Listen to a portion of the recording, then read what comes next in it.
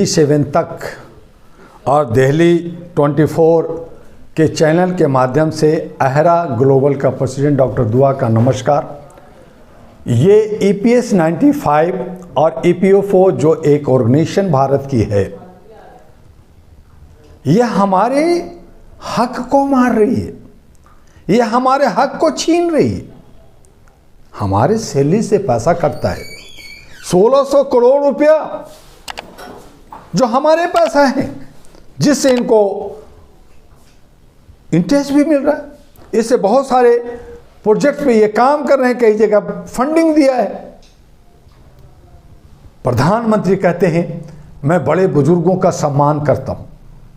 हमारे finance ministry महोदया कहती हैं हम बुजुर्गों का सम्मान करते हैं, हम लोग भी तो बुजुर्ग हैं।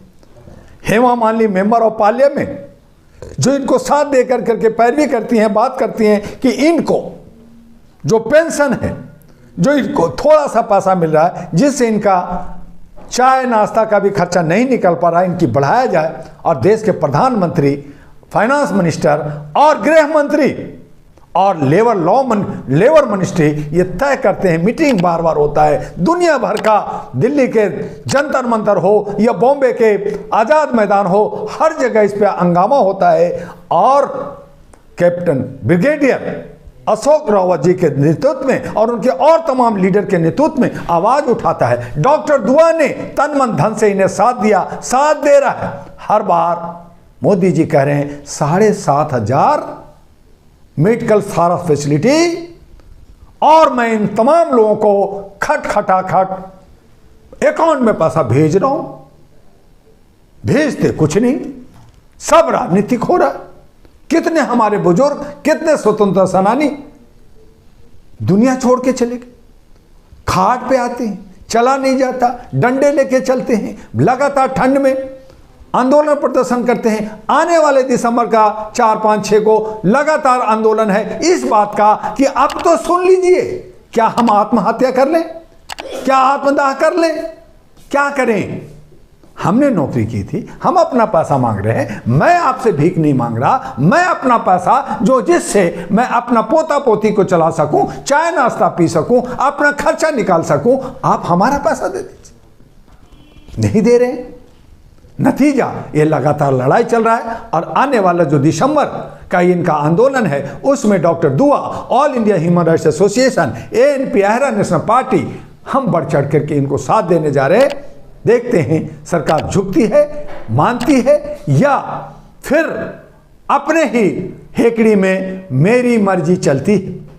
अगर ऐसा ही रहा और यही धोखा मिलता रहा तो जो 60 साल से ऊपर स्वतंत्रता सेनानी या जो प्रबुद्ध लोगों को जो सारी सहूलियत का ये जो ढिंढोरा पीटते हैं, इस पे जो करोड़ों अरबों रुपया खर्च करते हैं, ये सब झूठ है, मक्कारी है, धोखा है। और ऐसी लड़ाई हम लोग लड़ेंगे कि इन्हें झुकना होगा, नहीं तो सरकार को उखाड़ के बाहर फेंकने में कोई कसर नहीं छोड़ेंगे। हम अभी तक बर्दाश्त किया। हमारे बुजुर्गों का कई जगह चुनाव में BPO बना करके कई बूथ में हमसे काम लिया गया और लिया जाता है। हम साथ देते हैं, हम सरकार के साथ चलते हैं। हम चाहते हैं कि आप भी शांति से रहिए, हमें भी शांति दीजिए। मेरी रोटी कपड़ा मकान का थोड़ा सा जो हमने कमाया था, उसी का पैसा, वही पेंशन है, वो पेंशन हमें दे दीजिए।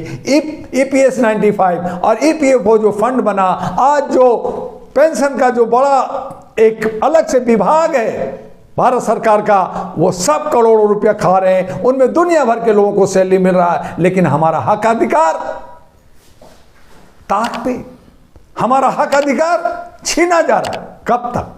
इस पे जरा सोचे।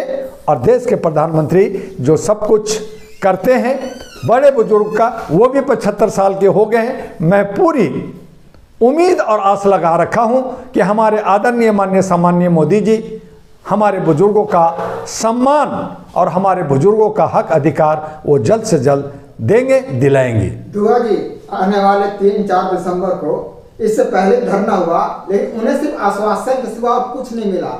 और इस बार तो जंतर मंतर खच भर जाए, क्योंकि पूरे राज्य से पेंशनर आ रहे हैं।